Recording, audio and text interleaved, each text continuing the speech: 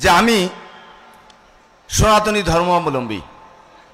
আমার নামটিও ইতিমধ্যে ঘোষণা হয়েছে, রতনচন্দ্র রায়। আপনারা অনেকেই চেনেন, আপনারা জানেন, অনেকেই জানেন।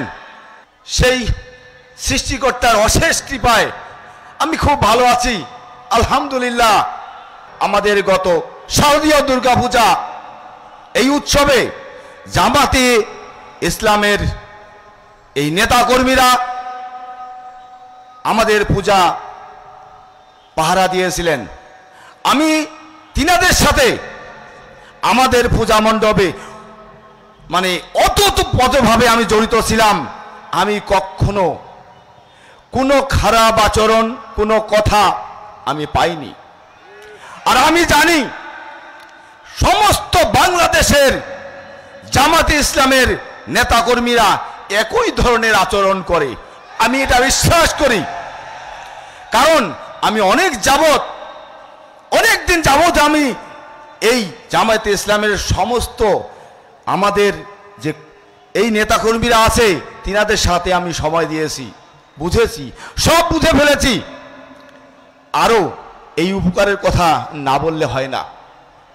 মর্মান্তিক দৃশ্য, পূর্বপুরুষেরা বলে গেছেন যে নাকি বিপদের সময় বন্ধু হয় সে নাকি আপন হয়। এটা কথা বিশ্বাস করতে হবে। এই আউলিয়া ঘাটে একটা মহামারী দুর্ভিক্ষ ছিল। কি সৃষ্টিকর্তার কি নীলা খেলা! সেদিন নৌকা ডুবিতে অনেক আমাদের ভাইয়েরা, দাদারা, দিদিরা, আমার আত্মীয় স্বজন ছিল সেখানে, আমি সেখানে উপস্থিত ছিলাম। এই মহামারীতে এই আমাদের আমিরে জামাত ডক্টর শফিকুর রহমান স্যার সেখানে উপস্থিত ছিলেন।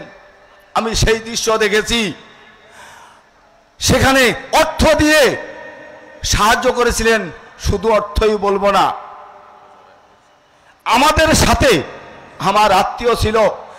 তখন আমি মর্মাহত ছিলাম।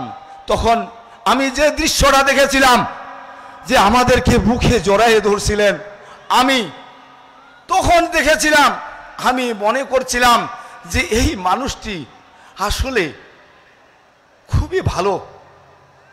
যখন চলে যান তখন আমি মনে মনে একটা কথা আমার মনের মধ্যে ছিল, চলে গেল দেখি আমি সেই ঈশ্বরকে, ভগবানকে, সৃষ্টিকর্তাকে আমি নীরবে আবেদন করেছিলাম, যদি আমার মৃত্যু হয়, হওয়ার আগে এই মানুষটিকে যাতে আমি আরেকবার সরাসরি দর্শন করতে পারি।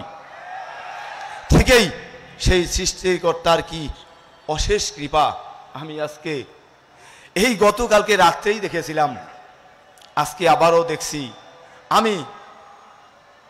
আমি এই অশেষ অনুরোধ, এই সনাতনী ভাইয়েরা আছেন, আমি তিনাদেরকে আহ্বান জানাবো, করজোড় মিনতি জানাবো, এই বাংলাদেশে জামায়াতে ইসলাম এই বাংলাদেশের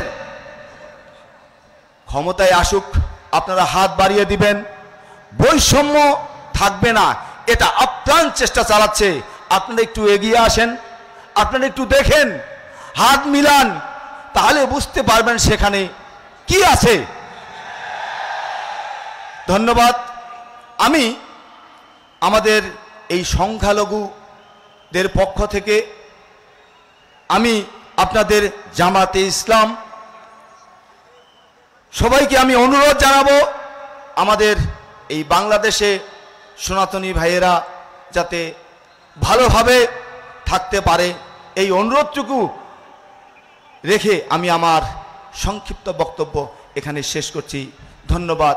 নারায়ে তাকবীর, নারায়ে তাকবীর। ধন্যবাদ সবাইকে।